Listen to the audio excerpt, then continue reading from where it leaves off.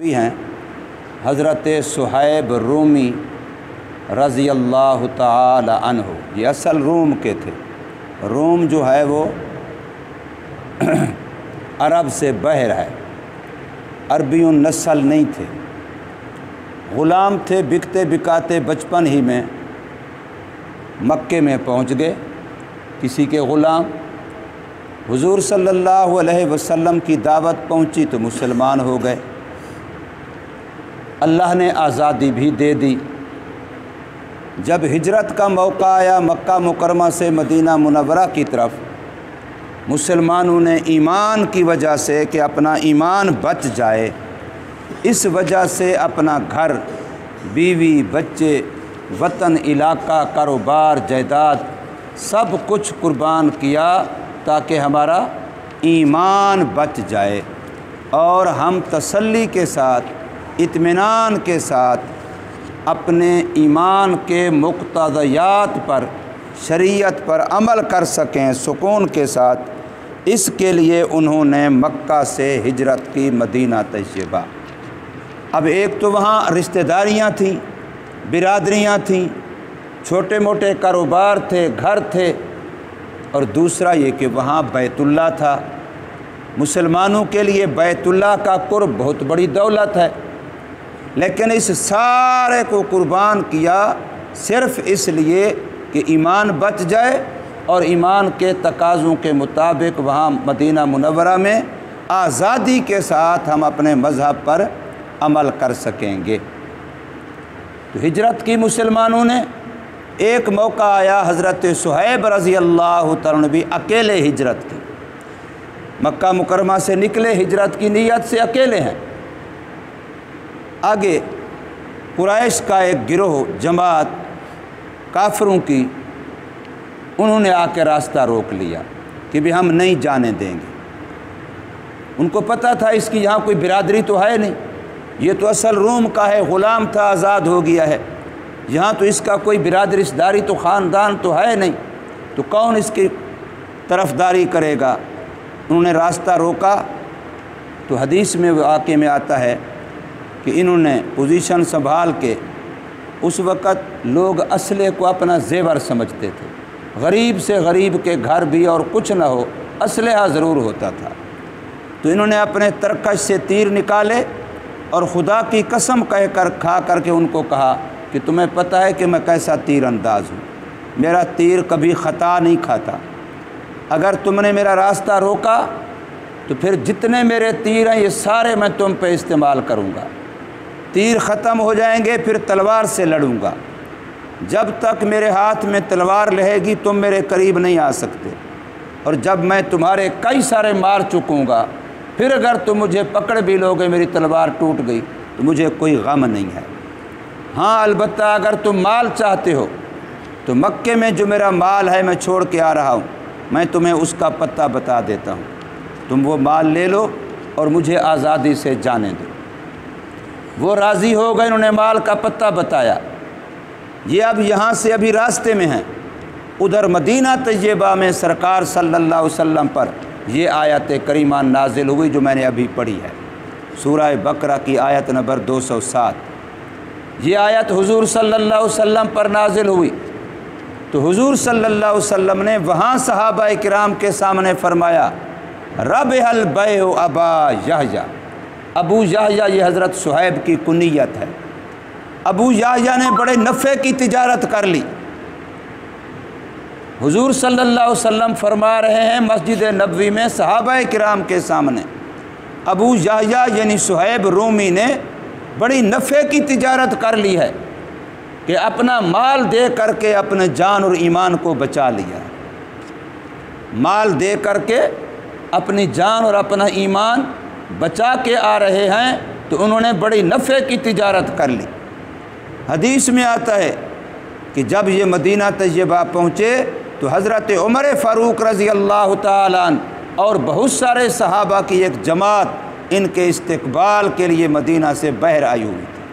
ان کو چونکہ پہلے سے خبر ہو گئی تھی، حضور صلی اللہ علیہ وسلم فرمایا، تو پہلے سے استقبال کے لیے آئے ہوئے تھے، اور جب یہ پہنچے حضور صلی اللہ علیہ وسلم کی دربار میں تو آپ صلی اللہ علیہ وسلم پھر فرمایا کہ اے صہیب تو نے بڑی نفع کی تجارت کی اور تیری خبر اللہ نے مجھے پہلے دے دی اور یہ آیت تیرے حق میں نازل ہوئی ہے کہ تو وہ شخص ہے جس نے اپنا مال قربان کیا ہے اپنے ایمان کو بچانے کے لیے۔ آج ہم 5 روپے پر ایمان دے دیتے ہیں، جھوٹی قسمیں کھا لیتے ہیں 10 روپے 100 روپے 50 روپے 1000 روپے بچانے کے لیے، برادری بچانے کے لیے۔ مجھے رشتہ داری کا مسئلہ ہے، کیا کریں، جھوٹی گواہی دینی پڑ گئی۔ دوستی بچانے کے لیے جھوٹ بول دیتے ہیں، ایمان برباد کر دیتے ہیں، جبکہ وہاں اپنی زندگی کی ساری کمائی لگا دی لیکن ایمان بچایا تو پھر اللہ نے بھی تعریف کی اور رسول اللہ صلی اللہ علیہ وسلم نے بھی تعریف کی اور صحابہ کرام جیسی مقدس جماعت نے ان کا استقبال کیا۔ یہ ہے انسان کے ایمان کی قیمت۔ حضرت علامہ جامی رحمۃ اللہ تعالی علیہ، جن کی یہ شرح جامی ہم پڑھتے پڑھاتے ہیں مدرسوں میں، ہمارے نصاب میں شامل ہے شرح جامی، یہ بھی فارسی النسل ہیں، عربی نہیں ہیں، لیکن عجیب عاشق رسول تھے۔ ان کا مشہور ہے وہ قصیدہ بردہ، کہ جب انہوں نے قصیدہ بردہ لکھا اور یہ نیت کی کہ میں جا کر کے سرکار صلی اللہ علیہ وسلم کے روضہ اقدس پر پڑھوں گا، تو اس وقت کے مدینہ طیبہ کے گورنر کو خواب آیا، رسول اللہ صلی اللہ علیہ وسلم نے فرمایا کہ جامی کو روک دو، روزے پر نہ آنے دو۔ اگر یہاں آیا، اس نے سلام پڑھا اور وہ قصیدہ پڑھا تو پھر لوگوں کے لیے فتنہ بنے گا۔ اس کے اندر تھا کہ یا رسول اللہ مجھے مصافحہ اور سلام کا موقع دیجیے، تو فرمایا وہ اتنا محبت بھرا کلام ہے، اس نے اتنا میرے عشق میں ڈوب کے پڑھا ہے کہ میرے قبر پھٹے گی اور میرا ہاتھ باہر نکلے گا اس کے مصافحے کے لیے اور لوگوں کے لیے فتنہ بن جائے گا۔ تو وہ علامہ جامی رحمۃ اللہ تعالی علیہ، انہوں نے اپنی ایک کتاب میں ایک حدیث لکھی ہے، میں وہ آپ کو سناتا ہوں، اس کی قدر کریں۔ علامہ جامی رحمہ اللہ فرماتے ہیں قیامت کا دن ہوگا، یہ حضور صلی اللہ علیہ وسلم کی حدیث لکھی علامہ جامی نے، قیامت کا دن ہوگا، ایک آدمی اللہ تبارک و تعالیٰ کی پاک بارگاہ میں پیش کیا جائے گا، رب کائنات باوجود جاننے کے اس سے پوچھیں گے ہاں بھی تیرے پاس کوئی نیک اعمال ہیں، تیری بخشش کا کوئی بہانہ ہے؟ تو وہ خود جواب دے گا نفی میں میرے پاس کوئی نیک عمل نہیں ہے، میرے پاس کوئی نیکی نہیں ہے جو میں تیری پاک بارگاہ میں پیش کر سکوں۔ خود اقرار اور اعتراف کرے گا، ایمان ہے چاہے وہ معمولی درجے کا، لیکن ایمان ہے، مگر نیک عملوں میں سے کوئی عمل نہیں ہے۔ تو اللہ تبارک و تعالیٰ باوجود جاننے کے پوچھیں گے تیرا نام کیا ہے؟ وہ اپنا نام بتائے گا۔ پھر اللہ پاک پوچھیں گے تیرے والد کا نام کیا ہے؟ وہ اپنے باپ کا نام بتائے گا۔ پھر اللہ پاک پوچھیں گے تو کہاں کا، کس شہر کا رہائشی ہے؟ وہ اپنے شہر کا بتائے گا۔ پھر اللہ پاک فرمائیں گے اس شہر کے کون سے محلے میں رہتا تھا، وہ محلے کا نام بتائے گا۔ پھر اللہ تبارک و تعالیٰ فرمائیں گے اس محلے میں میرا ایک بندہ رہتا تھا جس کو میرے سے محبت تھی، آیا تو اس کو بھی جانتا ہے؟ تو وہ بندہ کہے گا ہاں جی وہ تو ہمارا پڑوسی تھا، اس کے ساتھ تو ہمارا آنا جانا تھا، اس کو تو میں جانتا ہوں۔ تو اللہ پاک فرمائیں گے اے بندے تیرے پاس تیری بخشش کے لیے کوئی نیکی نہیں ہے، لیکن چونکہ تو میرے ایک دوست کو جانتا ہے لہٰذا اسی بنا پر میں تیری بخشش کر رہا ہوں، میرے ایک دوست کو جاننے کی وجہ سے میں تیری بخشش کر رہا ہوں۔ اب یہ حدیث نقل کر کے علامہ جامی رحمہ اللہ تعالیٰ آگے لکھتے ہیں کہ لوگو میرے عزیزو، کہ جب اللہ کے ایک دوست کے جاننے کی وجہ سے بخشش کی جا رہی ہے، اگر کوئی بندہ اللہ کے دوست کو جانتا بھی ہو اور اس سے دوستی کا تعلق بھی رکھتا ہو، اللہ کے دوست سے دوستی کا تعلق، محبت کا تعلق، عقیدت کا تعلق بھی رکھتا ہو، تو پھر اس کا کیا مقام ہوگا؟ اور اسی طریقے سے اگر وہ خود ہی اللہ کا دوست ہو تو اس کا کیا مقام ہوگا؟ تو علامہ جامی رحمہ اللہ اس کے تحت پھر ترغیب دیتے ہیں کہ لوگوں اور کچھ نہ کر سکو تو کم از کم اللہ سے محبت کرنے والوں سے محبت تو کرو، اور کچھ بھی نہ کر سکو اللہ کے دوستوں سے دوستی تو کرو، اللہ کے جاننے والوں سے جان پہچان تو رکھو، اللہ کے ساتھ محبت کا تعلق رکھنے والوں سے اپنا تعلق تو رکھو۔ تو اس سے انسان اندازہ لگائے کہ یہ جو نیک محافل ہیں، نیک مجالس ہیں، اللہ والوں کے ساتھ اٹھنا بیٹھنا ہے، اللہ والوں کے ساتھ محبت عقیدت کا تعلق ہے، یہ کتنا قیمتی ہے۔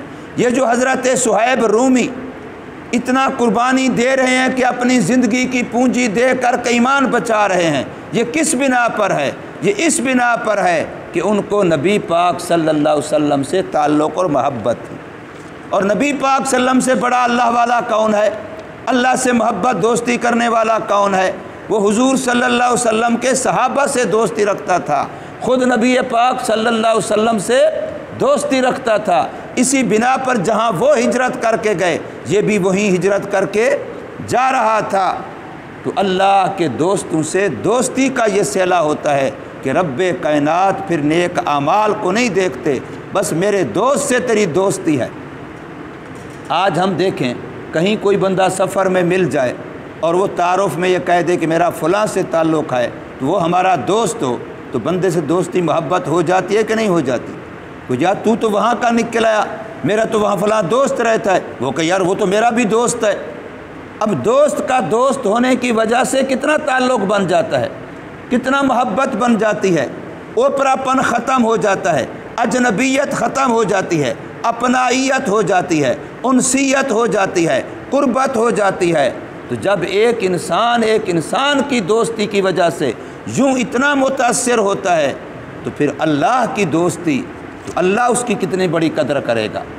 اس لیے فرمایا کہ وَمِنَ النَّاسِ، لوگوں میں سے کچھ ایسے لوگ بھی ہیں مَن یشری نفسہ، جو اپنی ذات اور اپنی جان کو بیچ دیتے ہیں اپنے مال کے بدلے، اپنی جان اپنی ذات کو خرید لیتے ہیں اپنے مال کے بدلے، لیکن مقصود کیا ہوتا ہے؟ ابتغاء مرضات اللہ، اللہ کی خوشنودیاں خریدنے کے لیے، اللہ کی خوشنودیاں حاصل کرنے کے لیے۔ دنیا کا مفاد مقصود نہیں ہوتا۔ دنیا میں آئے ہی ہم آخرت کمانے کے لیے ہیں۔ دنیا میں کوٹھیاں بنا کے گیا، کاریں بنا کے گیا، بنگلے بنا کے گیا، مربع بنا کے گیا، جائیداد بنا کے گیا، لیکن نیکیاں بنا کے نہ گیا، اللہ کا تعلق لے کے نہ گیا۔ رب کعبہ کی قسم ہے، مرتے ہی یہ بندہ سب سے بڑا غریب ہے۔ مرتے ہی یہ بلڈنگیں اور یہ مربع، یہ بینک بیلنس، یہ دولت، یہ تو ساری اس کی مرتے ہی، روح نکلتے ہی گئی، اب اس کی نہیں رہی۔ یہ اپنے کفن کے کپڑوں کا بھی مالک نہیں ہے۔ ہم جب پڑھا کرتے تھے اپنا علاقے توسہ شریف، ہمارا جو مدرسہ تھا استاد جی کے پاس، تو ہمارے قریب توسہ شریف شہر ہے، وہاں بڑے بڑے مزارات ہیں، تو لوگ مزاروں کے اوپر کپڑے ڈال جاتے ہیں، بڑے قیمتی قیمتی چادریں، رومال۔ تو بعض ہمارے طالب علم اس بہانے سے جاتے تو وہ کوئی رومال کسی نے اٹھا لیا، بڑے قیمتی رومال ہوتے، چادریں۔ تو استاد جی سے مسئلہ پوچھا کہ میں نے یہ کپڑا اٹھا لیا، وہاں میت کی وہ قبر پر مزار پر ڈالا ہوا تھا، اس کے تو کام نہیں آتا، بے وقوف لوگ ڈال جاتے ہیں، چلو میں استعمال تو کروں گا۔ تو استاد جی نے مسئلہ بتایا کہ یہ صاحب قبر کا نہیں ہے، صاحب قبر مالک نہیں مان سکتا۔ بے شک بے وقوف لوگ وہ پیسے بھی ڈال جاتے تھے، وہ سراہنے کی طرف سے کپڑے کے نیچے پیسے پڑے ہوتے، وہ ہمارے طالب علم ساتھیوں کو بڑا پتہ ہوتا کہ یہاں پیسے پڑے ہوتے ہیں، تو پیسے بھی لوگ ڈال جاتے ہیں، وہ سمجھتے ہیں کہ یہ پیر صاحب کو دے کے جا رہے ہیں، اب یہ ہمارے کام بنائے گا۔ تو استاد جی نے بتایا کہ مرنے والا اپنے کفن کا مالک نہیں ہے، مرنے والا تو جس چیز کا مالک تھا جب مرا تو جو کپڑے پہنے ہوئے تھے ان کا بھی مالک نہیں رہا، وہ بھی اتار دیے جاتے ہیں، جیب میں جو پیسے تھے ان کا بھی مالک نہیں رہتا، اس لیے ان کپڑوں کا بھی وہ مالک ہیں جو ڈال جاتے ہیں۔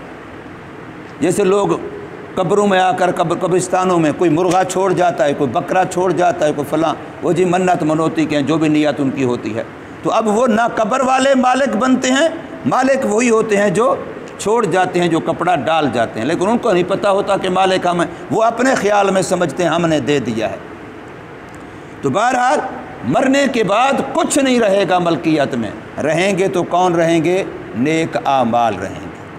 بس میری اور آپ کی پونجی یہ ہے کہ جو تلاوت کر گئے، جو ذکر کر گئے، جو نیک عمل کر گئے، جو نماز پڑھ گئے، یہ دولت ہے جو میں کما کے جا رہا ہوں، جو میں ساتھ لے کے جا رہا ہوں۔ باقی جو لوگ کہتے ہیں فلاں بڑا دولت مند ہے، کیوں؟ اس لیے کہ زمینیں بڑی ہیں، بینک بیلنس بڑا ہے، مالدار بڑا ہے، جانور بڑے رکھے ہوئے ہیں اس نے، ڈیرے بڑے بنائے ہوئے ہیں اس نے، فارم بڑے بنائے ہوئے ہیں اس نے۔ یہ سب جھوٹ ہے، یہ سب دھوکہ ہے، یہ کچھ بھی میرا نہیں ہے۔ میرا وہی ہے جو میں نیک عمل ساتھ لے کے جا رہا ہوں۔ حضور صلی اللہ علیہ وسلم نے ایک دفعہ بکری ذبح کی اور گھر والوں کا اس کا گوشت تقسیم کر دو۔ کچھ دیر کے بعد پوچھا، ہاں بھی کتنا تقسیم ہو گیا، کتنا بچ گیا؟ تو گھر والوں نے بتایا کہ باقی تو تقسیم ہو گیا ہے اور اتنا بچ گیا ہے۔